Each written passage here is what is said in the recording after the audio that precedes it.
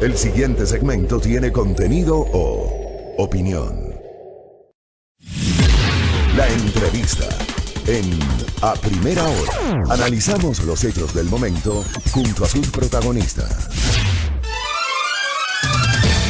Muy bien, 6:58, reitero, más adelante estaremos retomando, ustedes saben que de todas maneras hay que adaptarse a la situación con los medios digitales, estaremos retomando el contacto con España.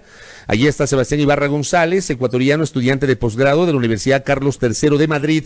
Hablaremos justamente con él sobre cómo están viviendo los compatriotas residentes en la península ibérica esta situación de crisis sanitaria emergente a nivel mundial y de la que Ecuador no ha podido abstraerse. Justamente por aquello estamos viviendo un estado de excepción en el territorio ecuatoriano dispuesto por el gobierno, el presidente Lenín Moreno, y claro, hay preocupaciones sobre el aumento de los casos. Vamos a generar, seguramente debe tener información actualizada nuestra invitada, Alexandra Ocles Padilla, la directora del Servicio de Gestión de Riesgos, que además es la principal vocera, luego del presidente, el vicepresidente Alexandra Ocles viene a ser la principal vocera del Comité de Operaciones de Emergencia, el COE, respecto de lo que está pasando con la emergencia en nuestro país. Ministra, bienvenida, ¿cómo le va? Gracias, Fabricio, buenos días, un saludo a toda la audiencia. ¿Cómo está? ¿Ah? Enfrentando toda esta crisis, activos, el COE nacional está activo, todos los días mantenemos reuniones, todos los días estamos generando una serie de acciones y de medidas que permiten afrontar la emergencia, pero también contener la propagación del virus de forma masiva. Valoro, déjeme decirle públicamente, valoro que haya tenido la gentileza de, primero, aceptar esta entrevista y además acompañarnos acá físicamente, sobre todo porque sé que están monitoreando constantemente la situación. Respecto del último reporte de ayer de las 3 de la tarde, ¿ha variado algo o no? Fabricio, hoy a las 10 de la mañana daremos los nuevos datos, siempre estamos haciendo el corte hasta las 9 de la mañana para poder entregar nuevos datos a la ciudadanía, pero hasta ahora lo que tenemos registrado son los 168 casos confirmados a nivel nacional. Guayas sigue siendo la provincia que tiene la mayoría de casos con 128, Manabí tiene 8, Azuay 5, El Oro 1, Morona Santiago 1, Sucumbíos 1, Los Ríos 10, Bolívar 2 y Pichincha 12. Subió 4 casos más el día de ayer. Tenía 8 y subió 4 ¿cómo no? casos. Quiero empezar por Pichincha, justamente porque el número de 8 se había mantenido durante varios días. ¿Qué pasó? ¿Hay alguna valoración sobre lo que ocurrió aquí en la provincia? Fabricio, seguramente las pruebas que se han hecho en estos últimos días van dando ya algunos resultados, que es un poco lo que vemos en torno al crecimiento que tienen determinadas ciudades frente al número de casos. Entonces, en ese sentido, se están trabajando tenemos más de 668 pruebas que se han tomado. De ellas, por ejemplo, quizás vale decir que tenemos 283 casos con sospecha. Esas pruebas todavía se siguen haciendo y tenemos 3 fallecidos que lamentablemente la tercera persona falleció el día de ayer. Tenemos tal vez más datos respecto de los que usted inicialmente proporcionó el día de ayer sobre la persona fallecida, es decir, usted ayer reveló que era un adulto mayor de 63 años de edad, que estaba ya hospitalizado, y que no forma parte o no formaba parte del entorno de la paciente 0 y de la hermana, que fueron las 2 primeras fallecidas. ¿Hay algún dato adicional que se pueda aportar justamente a los señalados sobre esta persona? No tenemos ningún otro dato. ¿Era más. oriundo de Guayaquil? Era oriundo de Guayaquil. Los 2 primeros casos eran de Los Ríos, ¿verdad? Así es. Correcto. Así es. Y él estaba en un hospital. El señor estaba en un hospital. Estaba hospitalizado y entendemos se complicó su situación de salud y ayer lamentamos realmente el deceso. Hay una noticia que ayer se generó y que quisiera una confirmación de parte suya, que la Coordinadora de Salud para Guayas, Los Ríos y Galápagos dio positivo en el examen de COVID-19. ¿Hay una confirmación de eso conforme se mencionó ayer? Deberíamos verificarlo, Fabricio. Oí y vi algunas noticias alrededor de eso. Yo no tengo en exclusiva la confirmación. Es quizás mejor preguntarle a Salud, al Ministerio de Salud, quien en ese caso tendría que explicarlo. Hay evidentemente las cifras oficiales que nos ha ratificado la ministra Ocles respecto de los 168 casos confirmados, los 312 descartados, los 283 con sospecha, los 575 ciudadanos que están bajo el cerco epidemiológico activo. Pero claro, hay una serie de preocupaciones y de cuestiones que se mencionan. Por ejemplo, acá me escriben y me dicen, ¿qué pasa con esta noticia respecto de contagio de enfermeras y médicos en Guayaquil? Digamos, esto termina viralizándose y no es mencionado por las autoridades.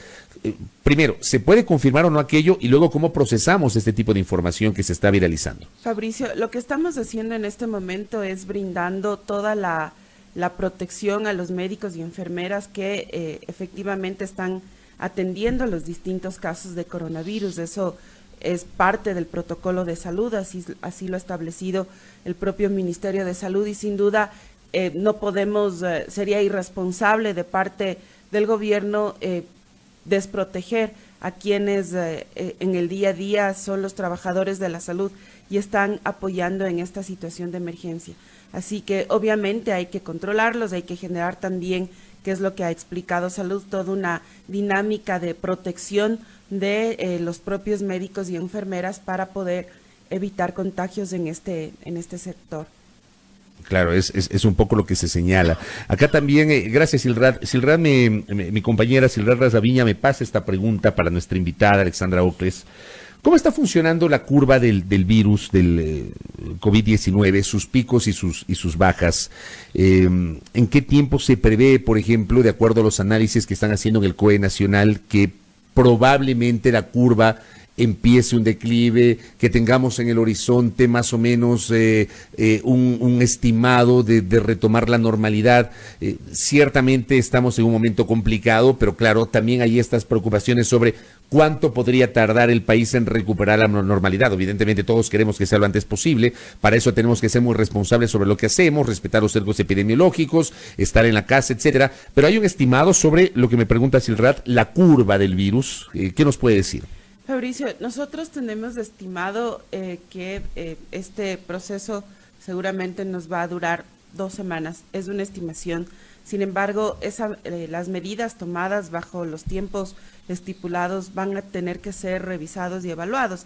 Es posible, si tenemos actitudes y posturas de la ciudadanía bastante irresponsables, es posible que tengamos que alargar el tiempo de aislamiento preventivo obligatorio. De lo contrario, para nosotros va a ser importante ir, obviamente, monitoreando, lo estamos haciendo.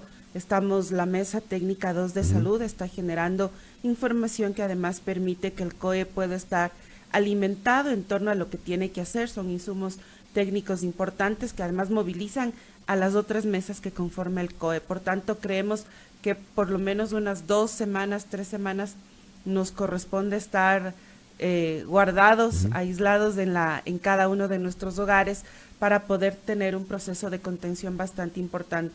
Porque la curva en realidad está subiendo. O sea, sigue en ascenso. Sigue en ascenso, y eso obviamente nos preocupa porque depende mucho del comportamiento de los ciudadanos. Si seguimos siendo irresponsables, indisciplinados, creyendo que estamos en un feriado o que estamos de vacaciones y que esto no nos va a tocar, realmente estamos equivocados, y esas actitudes y esas decisiones tienen ciertas consecuencias. Con base en eso, ¿se demoraron mucho en radicalizar las medidas de restricción en Guayaquil y Guayas? No, yo no creo que ahí podemos asumir como una demora. Creo que siempre los datos le permiten a uno poder generar las medidas. Las medidas han sido graduales.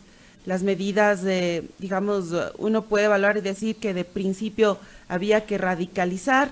Bueno, lo hizo el alcalde de Quito, ¿no? El alcalde de Quito de principio radicalizó. Sí, claro, pero esa radicalización generó ciertos problemas, porque si usted no le permite a la ciudadanía prepararse para poder entrar en esas medidas, obviamente va a tener complicaciones, que es lo que ha sucedido durante estos días. Entonces, es importante poder ir evaluando cómo se van ejecutando en la práctica esas medidas, y a partir de ello poder establecer mayor radicalidad, que es lo que hemos hecho hoy en la provincia del Guayas, en los 3 cantones, porque además Incluso hay varias provincias y hay varios alcaldes que han mandado ya resoluciones al COE Nacional para plantear también esa radicalidad en otras ciudades. Todo porque efectivamente la gente sigue pensando que esto es una cosa pasajera, que no le va a afectar, pero hay que tomar medidas duras y son graduales, pero hay que hacerlo. El alcalde Yunda se apresuró, no contó con el aval del COE Nacional cuando adoptó esta decisión 2 horas después del anuncio presidencial de la declaratoria del estado de excepción. Fabricio, creo que hay que explicar ahí una situación. Cuando estamos en estado de excepción y sobre todo en esta emergencia, es el COE Nacional quien tiene la directriz y los COEs cantonales, provinciales, se sujetan en realidad y las autoridades locales se sujetan a las resoluciones del COE Nacional. Y eso es importantísimo, así está establecido, así operamos en caso de una emergencia. Y creo que lo que en este momento les corresponde a las autoridades es poder alinear sus medidas precisamente a las planteadas a través del COE Nacional, de lo que dicta el estado de excepción. Este no es momento de populismos, este es momento de asumir con responsabilidad cada una de las medidas que tomamos. Es un caso en el que ninguno de nosotros estaba preparado. Sin embargo, tenemos que entrar en la dinámica de poder organizar la sociedad en este momento de tal forma que hayan sectores que siguen operando, que siguen funcionando y otros que obviamente están paralizados. Pero digo, lo lógico no era, sí, hay una decisión del COE Nacional, lo lógico no era activar el COE provincial o el COE cantonal, el COE provincial de Pichincha y el COE cantonal en Quito, ¿no era lo lógico? El COE cantonal ha estado activo. Sí, claro. ¿Y el provincial? El provincial en este caso, digamos, Pichincha tiene una situación especial porque no tiene gobernador. Sin embargo, las autoridades de alguna manera han estado preguntando, accionando varias cosas.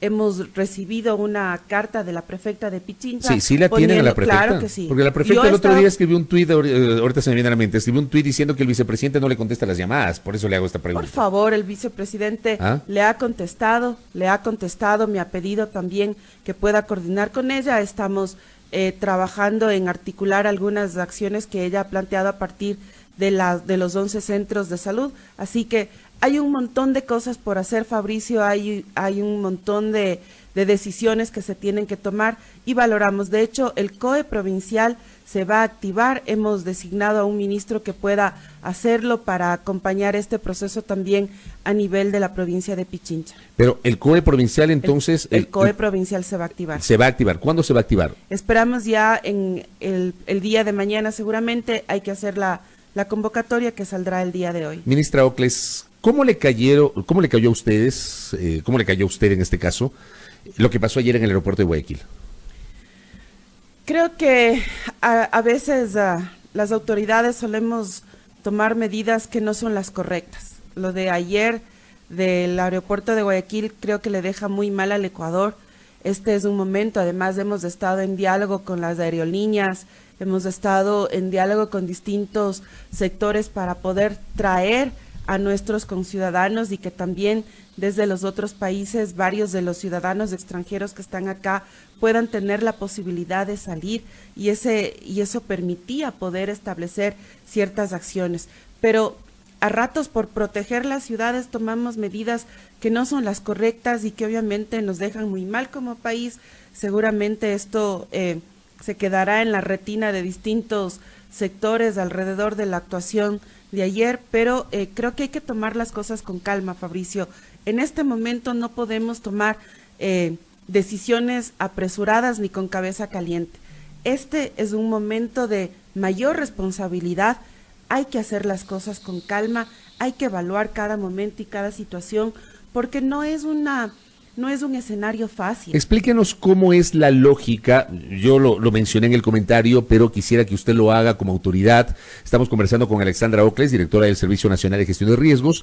Usted como autoridad nos explique, a ver, las fronteras están cerradas, no se puede entrar al país, pero se entiende que no hay restricción para salir. Para salir puedan ingresar aeronaves internacionales vacías para extraer pasajeros. Así es. Esa es la lógica que está funcionando. Esa es la lógica. A ver, ¿y qué protocolo se aplica para la tripulación? Porque entiendo que este fue el temor que ha expresado la alcaldesa de Guayaquil, que supuestamente la tripulación iba a pernoctar en un hotel de Guayaquil, cosa que no creo, porque hay unos protocolos que han sido anunciados a nivel aeronáutico, no solamente aquí en el Ecuador, sino a nivel internacional. O sea, para la tripulación hay estrictos controles sobre sus propias lógicas. ¿Cómo se maneja esto? Expliquemos un poquito a la audiencia sobre el ingreso de los aviones vacíos. Fabricio, en este diálogo que se ha mantenido con las aerolíneas un poco para poder facilitar la salida de ciudadanos extranjeros, obviamente están establecidos varios protocolos que han sido elaborados entre el Ministerio de Obras Públicas y Transporte y el Ministerio de Salud. La tripulación obviamente tenía que ser controlada, ¿no es cierto? Tenía que ser revisada como estamos haciendo con todos, ¿sí? Para entrar al COE nacional, para entrar en este momento al ECU, nos toman la temperatura, nos ponen gel, digamos, hay una serie de medidas que son importantísimas en este momento. Igual iba a funcionar con la tripulación y eso también es importante. En este momento hay varios protocolos para poder funcionar y cuidarnos entre todos y para poder facilitar también estos temas que son complejos, la llegada de estos aviones que vienen vacíos, ¿no es cierto?, para poder llevarse a los ciudadanos. Claro, ayer, por ejemplo, se difundieron imágenes del avión de KLM, de un avión de KLM que llegó de Ámsterdam a Quito, llegó vacío, se vieron esas imágenes con el avión vacío, solamente con la tripulación. Ese avión tenía que llevar gente de regreso a Ámsterdam, salía a las 5:30 de la tarde ayer de Tababela, pero se mostró que el avión estaba vacío. Así es, que esa es la disposición que se tiene en este momento. Ese avión que iba a aterrizar a Guayaquil también estaba vacío. Era un vuelo de Iberia que finalmente aterrizó en Quito, ¿verdad? Sí, así es. ¿Y qué pasó entonces? Digo, no se enteraron en Guayaquil que iba vacío, no tenían conocimiento de los protocolos. Hay mucho, sabe que en este escenario hay mucho rumor y a veces la gente se deja llevar de Pero yo no puedo rumor. entender cómo la persona que encabeza la administración de una ciudad se haga eco de rumores. Bueno, lo que sabemos es que realmente es una decisión y una actitud bastante compleja, la del día de ayer. Sin embargo, hay que tomar estas medidas, vuelvo y repito, con calma, hay que tomar decisiones con cabeza fría, porque de lo contrario tenemos una serie de consecuencias y de situaciones que complejizan mucho más la situación. Ministra Ocles, me piden que le pregunte si es cierto que en Guayaquil y en San Borondón hay ciudadelas en cuarentena. No hay ciudadelas en cuarentena, hay personas que están en aislamiento preventivo obligatorio. No ciudadelas enteras. No, por favor. Yo digo, porque por ejemplo en la vía San Borondón, que pertenece al cantón San Borondón, hay un montón de urbanizaciones que son cerradas, no es que esas urbanizaciones han entrado en cuarentena. No, lo que hay es personas en aislamiento obligatorio, en aislamiento preventivo obligatorio, hay obviamente personas que están dentro de ese cerco y que muchos de ellos que están en una situación estable están haciendo ese aislamiento preventivo en su propio domicilio. Hay una cosa que a mí me llamó la atención y que sí me pareció una suerte de contradicción en un primer momento. Hubo un anuncio del señor vicepresidente de la República respecto a que 31 laboratorios privados estaban habilitados, autorizados para hacer las pruebas. Resulta que varios de esos laboratorios públicamente expresaron que ellos no tienen los reactivos y que no van a hacer las pruebas para detectar contagios con coronavirus COVID-19. Ya no hablan de 31, hablan de que varios laboratorios están autorizados, dijeron después, y luego que están autorizando a varios laboratorios. ¿Qué mismo pasa con los laboratorios? O sea, ¿hay laboratorios privados que están habilitados ya? ¿Podemos citar un número o se apresuraron en decir que eran 31? Fabricio, en un primer momento había una lista, esta lista la proporcionó el Ministerio de Salud. El vicepresidente pidió a la Mesa 2, que es la Mesa Técnica de Salud, que entregue la lista para poder ser publicada. Pero, ¿qué es lo que pasó en ese escenario? En ese escenario lo que sucedió es que varios laboratorios querían cobrar entre $250 y $300 por hacer la prueba. Y eso fue uno de los aspectos que frenó todo el proceso, porque efectivamente este no es un momento de lucro, pues no es negocio, no estamos en una situación para enriquecernos y que sea nuestro agosto. Y eso es lo que detuvo un poco la discusión y la negociación con los laboratorios. Luego, cuando se les planteó... Pero mire, eso no se explicó. Ahora un precio referencial, varios laboratorios dijeron, no, yo no estoy dispuesto, y otros fueron diciendo, ok, nos vamos a involucrar. Y en ese sentido, entonces, hubo que volver a hacer un proceso de acreditación de qué laboratorios sí podían hacerlo bajo el precio referencial que se había pactado. En este momento, ¿ya hay laboratorios que están listos? Están algunos laboratorios, yo espero que el Ministerio de Salud ya nos entregue hoy la lista, están en ese proceso de negociación, todavía hay algunos que están entregando su carta de aceptar la propuesta de ser un laboratorio particular que haría las pruebas. ¿Y el Ministerio de Salud Pública y el Instituto Ecuatoriano de Seguridad Social tienen suficientes reactivos para poder hacer las pruebas en este momento? Sí, están con reactivos, entiendo se va a hacer una compra generalizada, es la propuesta que ayer se planteó, hay que discutir hoy en el COE nacional, pero obviamente hay que hacer una compra de varios insumos y en eso tanto el Ministerio de Salud, el IES y todo el sistema de salud va a actuar de forma conjunta. ¿Cómo están haciendo, qué planificación tienen para los sectores más vulnerables, que en medio de esta crisis hay gente que vive del día a día, hay gente que no tiene trabajo, hay gente que todos los días se hace modos para parar la olla y en este momento no es posible hacerlo? Son los sectores más vulnerables. ¿Se ha pensado, se ha analizado la posibilidad de entregar kits de alimentos? Sí. No sé, ¿cómo se está manejando esto? Fabricio, es importante esa pregunta precisamente porque el presidente de la República ha planteado y le ha planteado al gabinete poder pensar en algunas acciones que permitan apoyar a las familias que viven del día a día, del trabajo del día a día, y que a veces hay familias también, personas que cuentan con $1 diario para su sobrevivencia.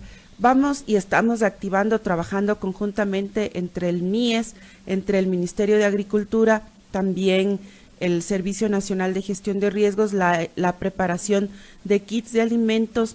Estos kits de alimentos van a tener una capacidad para 15 días que podamos entregar a aquellas personas de los sectores más vulnerables del país, y también el MIES está pensando en un bono contingente que permita que la familia tenga un recurso para poder sobrevivir durante estos días. Eso seguramente a partir de la próxima semana estamos haciendo los ajustes porque también se ha planteado que la unidad de almacenamiento, la UNA pueda comprar a productores locales para poder ir preparando también estos kits. Y se ha pedido también a las cadenas de supermercados que en este momento hagan compras también a los productores locales. Permítame hacer una pregunta recurrente, aunque ha sido explicada, pero la gente sigue preguntando.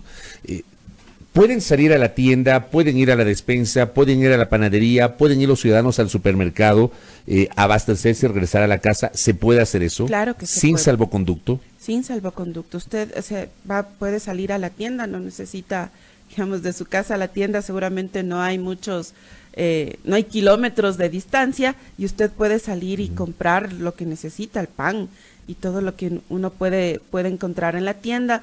Para ir al supermercado, si usted está en vehículo, obviamente tiene que saber respetar la restricción de la placa, eso sí. Lo de la placa, y salir, comprar y regresar.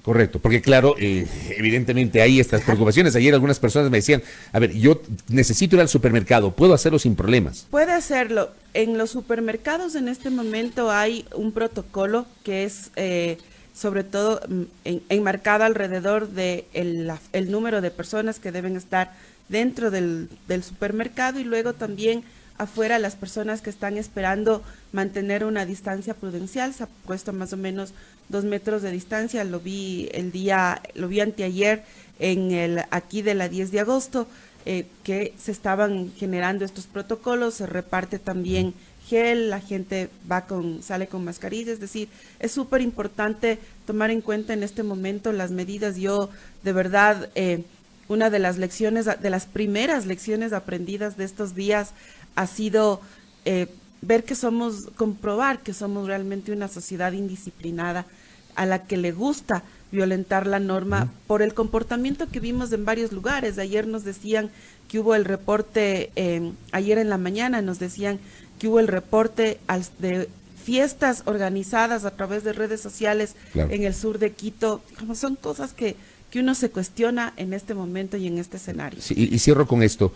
Algunas personas me escriben y me dicen, ¿dónde está el presidente? Y hacen esta pregunta porque se lo ve al vicepresidente con mayor presencia que al presidente. ¿Qué pasa con el presidente? Recordemos que el presidente, en este caso, está dentro de la población vulnerable.